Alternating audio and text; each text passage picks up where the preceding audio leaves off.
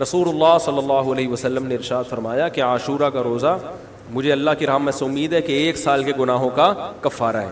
تو بڑی فضیلت ہے. رمضان کے بعد سب سے زیادہ فضیلت عاشورہ کے روزے کی ہے, 10 محرم کا روزہ. سمجھ رہے ہیں؟ محرم میں ہمیں شریعت نے کیا کرنے کا حکم دیا ہے, اسلام کیا کہتا ہے؟ پہلی بات, اسلام یہ کہتا ہے کہ محرم میں روزے رکھنا دوسرے مہینوں کی نسبت زیادہ ثواب ہے. رمضان کے بعد تو زیادہ سے زیادہ روزے رکھیں, اور اسپیشلی 10 محرم کا روزہ 1 سال کے گناہوں کا کفارہ ہے, یہ اور زیادہ ثواب ہے. پورے محرم نہیں رکھے جاتے تو کیا کرنا ہے, 10 محرم کا رکھنا ہے. حدیث میں آتا ہے کہ آپ نے حکم دیا 2 روزے ملا کے رکھو, کیونکہ یہودی جو تھے وہ 1 روزہ رکھتے تھے, صحیح ہے نا. تو یہودیوں سے مشابہت سے بچنے کے لیے ہمیں حکم دیا کہ اس کے ساتھ 1 اور روزہ ملائیں. تو علماء یہ کہتے ہیں کہ آج کل یہودی 10 محرم کا روزہ نہیں رکھتے, تو اب مشابہت ختم ہو گئی ہے. تو اگر کوئی 9, 10 یا 10, 11 کا رکھ لے تو اچھی بات ہے, نہیں تو صرف 10 محرم کا بھی رکھ لے تو بھی انشاءاللہ پورا ثواب ملے گا, کیونکہ اب اس میں مشابہت رہی نہیں ہے. سمجھ رہے ہیں کہ نہیں سمجھ رہے؟ یہ کرنے کا کام ہے. دوسرا کام, محرم میں گناہ دوسرے مہینوں کی نسبت زیادہ, اس کی قباحت زیادہ بڑھ جاتی ہے, کیونکہ 4 مہینے محترم ہیں, شوال, ذیقات, ذیقعدہ, ذی الحجہ, محرم اور رجب. یہ 4 مہینے جو ہیں اسلام میں اشہر حرم کہلاتے ہیں. قرآن کہہ رہا ہے فلا تظلموا فیہن انفسکم, ان میں اپنی جانوں پہ ظلم مت کرو. یہ ماتم کرنا بھی تو ظلم ہے نا اپنی جان پہ. تو اللہ نے فرمایا ان 4 مہینوں میں اپنی جان پہ ظلم مت کرو. کسی بھی طرح سے ظلم ہو, جسمانی ظلم ہو, روحانی ظلم ہو. جسمانی ظلم ماتم کر کے بھی ہو سکتا ہے, اور انگاروں پہ چل کے بھی ہو سکتا ہے, اپنے آپ کو پیٹ کے بھی ہو سکتا ہے. روحانی ظلم کیا ہے؟ گناہ کر. تو نہ گناہ کرنے کی اجازت, نہ کسی اور طرح سے. عام مہینوں میں بھی ظلم کی اجازت نہیں ہے, نہ اپنے اوپر اور نہ کسی اور پر. تو ان 4 مہینوں میں ظلم کی نوعیت بڑھ جاتی ہے. سمجھ رہے ہیں؟ یہ ایک محرم کی فضیلت ہے اسلام میں. اور تیسری فضیلت جو محرم کی, جو بعض روایات سے ثابت ہے, یعنی جو فضیلت تو نہیں کہیں گے اس کو, جو محرم میں کرنے کا کام ہے, وہ بعض احادیث میں آتا ہے کہ آپ صلی اللہ علیہ وسلم نے ارشاد فرمایا کہ عاشورہ کے دن اپنے اہل و عیال پر دسترخوان کو وسعت دو, اس سے رزق میں برکت ہوتی ہے. لیکن یہ جو حدیث ہے یہ ضعیف ہے, سند کے لحاظ سے پاورفل اور مضبوط نہیں ہے. بعض علماء نے کہا کہ اس کثرت طرق کی وجہ سے حسن کے درجے کو پہنچ گئی ہے.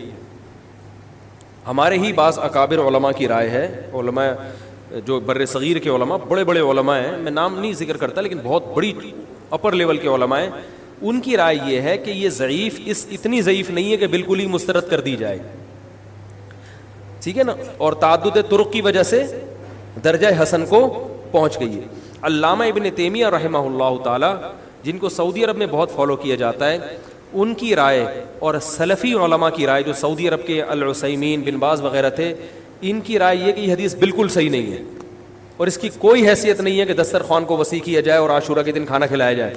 سمجھ رہے کہ نہیں سمجھ رہے؟ لیکن جو دوسری طرف معتدل علماء, معتدل سے مراد میں ان کو برا نہیں کہہ رہا, لیکن وہ انہوں نے حدیث کی جو, اب اگر آپ سندوں کی تحقیق کریں گے تو اس کو بالکل من گھڑت قرار دینا درست نہیں ہے. اگر سندوں کی تحقیق کریں گے تو ایسا معلوم ہوتا ہے کہ علامہ ابن تیمیہ رحمہ اللہ تعالی, جو ہمارے لیے قابل احترام ہے, انہوں نے اس حدیث کو رد کرنے میں تھوڑا مبالغہ سے کام لیا, غلو کیا ہے. ایسا نہیں ہے کہ بالکل ہی اس کی کوئی ویلیو نہیں ہے. تو ضعیف روایتیں ہیں لیکن کثرت طرق کی وجہ سے درجہ حسن کو پہنچ گئی ہے. سمجھ رہے کہ نہیں سمجھ رہے؟ اس وجہ سے بعض علماء کی رائے, بلکہ اکثر, بلکہ جمہور کی رائے یہی ہے کہ محرم میں اگر کوئی اپنے بچوں کو جمع کر کے اچھا کھانا کھلا دیتا ہے 10 محرم کو, اور یہ حلیم شاید یہیں سے نکلا ہے, شاید یہیں سے نکلا ہے کہ یوں وہ اچھا کھانا ہو جائے گا, تو وہ کہتے ہیں کوئی حرج نہیں ہے. لیکن ایک بات جو دوسرے علماء کہتے ہیں, جو میری بھی سمجھ میں آتا ہے, بلکہ میں نے پہلے کہیں پڑھا تو نہیں, میرا دماغ اس طرف گیا, لیکن اس کی تائید میں علماء کے فتاوی مل گئے. دیکھو, اگر کوئی حدیث ضعیف ہو یا حسن ہو تو صرف حسن ہونا کافی نہیں ہے. یہ دیکھا جائے گا کہ یہ دوسری صحیح حدیثوں سے ٹکرا تو نہیں رہی ہے. یہ بھی ایک فقہ کا اصول ہے کہ اگر ایک کمزور چیز ہے لیکن وہ طاقتور دلیل سے ٹکرا رہی ہے تو پھر اس کمزور چیز کو بالکل رد کیا جائے گا. تو عاشورہ کے دن روزہ رکھنے کا حکم ہے, یہ بالکل بخاری مسلم کی صحیح حدیث سے ثابت ہے. اور جو کھانا کھلانے والی روایت ہے وہ اس ٹکر کی نہیں, اس کو تو ابن تیمیہ جیسے محقق نے بالکل ہی کالعدم قرار دے دیا, بعض عرب علماء نے بھی بالکل کالعدم قرار دے دیا, اگرچہ ہماری رائے ہے کہ بالکل کالعدم نہیں ہے, لیکن بہرحال اس میں محدثین کا بڑا اختلاف ہوا ہے. جبکہ روزہ رکھنے والی جو روایات ہیں وہ بالکل بے غبار ہیں, ان کو سب صحیح مانتے ہیں. تو کھانا کھلانا اور روزہ جمع بولو بھائی نہیں ہو سکتا, اس لیے کہ اگر وہ روزے کا دن ہے تو کھانے کا دن نہیں ہے, کھانے کا دن ہے تو روزے کا نہیں. ابن تیمیہ رحمہ اللہ تعالیٰ کی رائے یہ ہے کہ بعض لوگوں نے شیعہ کی مخالفت میں غلو کیا ہے.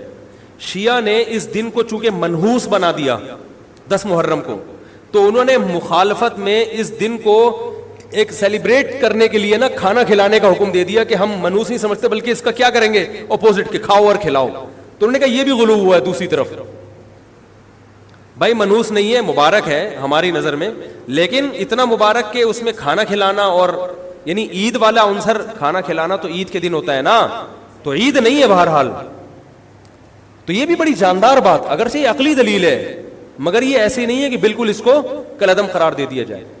تو اب علماء نے دونوں حدیثوں کو تطبیق کی کوشش کی علماء نے کہ بھئی کھانا بھی کھلاؤ اور روزہ بھی رکھو, افطاری میں کھلا دو,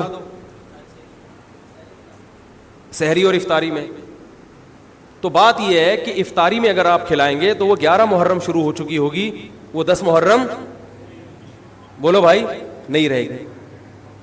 دوسرا سحری میں جو کھلانے کا مسئلہ ہے نا, سحری میں تو سحری میں جب ہم کوئی کہتے ہیں نا فلاں دن یہ کام کرنا ہے فلاں دن, تو اس سے لغت میں جو ذہن میں متبادر ہوتا ہے نا وہ دن کا وقت ہے, وہ 3:30 پونے 4 کا وقت نہیں ہوتا.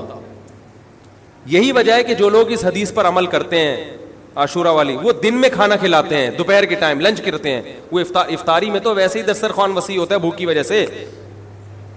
ارے بابا وہ تو ویسے ہی بچوں کو جب روزہ رکھا ہوا ہے تو اچھا کھلاؤ, سحری اچھی کراؤ, اور افطاری وہ تو ویسے ہی بھوک کی وجہ سے رمضان میں دیکھو نا کیسے کھلے دسترخوان ہوتے ہیں. تو میں نے بڑی کوشش کی دونوں حدیثوں کو جمع کریں, لیکن تکلف کے بغیر یہ ممکن نہیں ہے. تو فقہ کا ایک اصول ہے کہ جب کوئی بے غبار صحیح حدیث ہوتی ہے اور اس سے ایک اصول ثابت ہو رہا ہے تو اس کے مقابلے میں اگر کمزور روایت آئے گی جو اس سے ٹکرا رہی ہوگی تو اس کمزور روایت کو, اگرچہ وہ موضوع من گھڑت نہیں ہے, لیکن اس کمزور کو اس صحیح حدیث کی مخالفت کی وجہ سے بولو بھائی رد کر دیا جائے. اس لیے میرا نالائق کا موقف یہ ہے, میں بہت نالائق ہوں, میں اتنی بڑی بڑی باتیں کرتا نہیں ہوں, لیکن ساڑی عقلچ یہ چیز آندھی نہیں ہے کہ بھائی جو روزے کا دن ہے وہ بھوکے پیاسے رہنے کا دن ہے, وہ کھانے کھلانے کا نہیں ہے. افطاری میں تو ویسے ہی کھاؤ بھی کھلاؤ بھی. تو اور اس کا نقصان یہ بھی ہوتا ہے کہ لوگوں نے اس کھانا کھلانے کے چکر میں روزے چھوڑ دیے ہیں. سمجھ رہے ہیں, جب حلیم پکے گا تو کون روزہ رکھے گا بھائی, ساری رات گھوٹا لگے گا حلیم کا کہ کل دسترخوان وسیع کرنا ہے, تو پھر روزہ گیا, وہ تو تیل لینے گیا, روزہ کون رکھے گا روزہ. تو وہ حدیث صحیح حدیث کی بالکل اس میں ٹائٹ قسم کی مخالفت ہو رہی ہے, ٹھیک ہے نا. تو نالائق کی رائے, پھر بھی اگر کوئی دوسرے علماء کی رائے کو فالو کرتا ہے تو وہ کھائے بھی کھلائے بھی. میں کہتا ہوں جو مضبوط چیز ہے اس کو لینا چاہیے, جو کمزور چیز ہے اس کو چھوڑ دینا چاہیے. ہمارے حضرت مفتی رشید احمد صاحب رحمہ اللہ ایک بات کہتے تھے کہ جہاں کھانا کھلانے کی حدیث آئے گی نا وہاں مسلمان اس کو لے ہی لے گا. کھانے پینے کی جہاں بات آئے گی مسلمان کیا کرتا ہے, وہ کہتا ہے بھائی یہ صحیح ہے, یہ بالکل صحیح حدیث ہے, ٹھیک ہے نا. وہ کیا کرتا ہے, جن علماء کی تحقیق ہے وہ تو تحقیق سے کہہ رہے ہیں, لیکن عام پبلک کی عادت یہ ہوتی ہے کہ فتویٰ بھی اسی کا فالو کریں گے جہاں کھلانے کا تذکرہ آ رہا ہو. تو اب ہمارے کہتے ہیں جہاں کھانا کھلانے کی بات آئی مسلمان کہتا ہے بس یہ بالکل صحیح بخاری کی طرز پر ہی, بخاری کی شرط پر ہی حدیث. تو بھائی بھوکا رہنا عبادت ہے, بھوکا رہنا سنت ہے. بچوں کو تو ویسے ہی کھلاؤ عاشورہ ہو یا نہیں ہو, اور سحری افطاری کرا دو, اچھی سی روزہ رکھواؤ. اور جو بالکل چھوٹے بچے ہیں وہ تو ویسے ہی کھاتے ہیں. تو اس لیے, اور پھر اس کا نقصان کیا ہو رہا ہے, حلیم کے گھوٹے لگ رہے ہیں پوری پوری رات بیٹھ گئے, اس کے الگ نقصانات ہیں, سبیلیں لگ رہی ہیں. حضرت حسین رضی اللہ تعالیٰ عنہ تو کربلا میں شدید گرمی میں بھوکے اور پیاسے اپنی جان دیتے ہیں, اور یہاں ہم کیا کر رہے ہیں, کھانا کھا رہے ہیں, اب دیگیں پکا رہے ہیں, شربت پی رہے ہیں, تو یہ بات عقل میں آنے والی نہیں ہے. تو عاشورہ کے دن کی مناسبت سے روزہ ہی ہے, وہ روزہ رکھنے کا دن ہے. اللہ تعالیٰ عمل کی توفیق عطا فرمائے. وما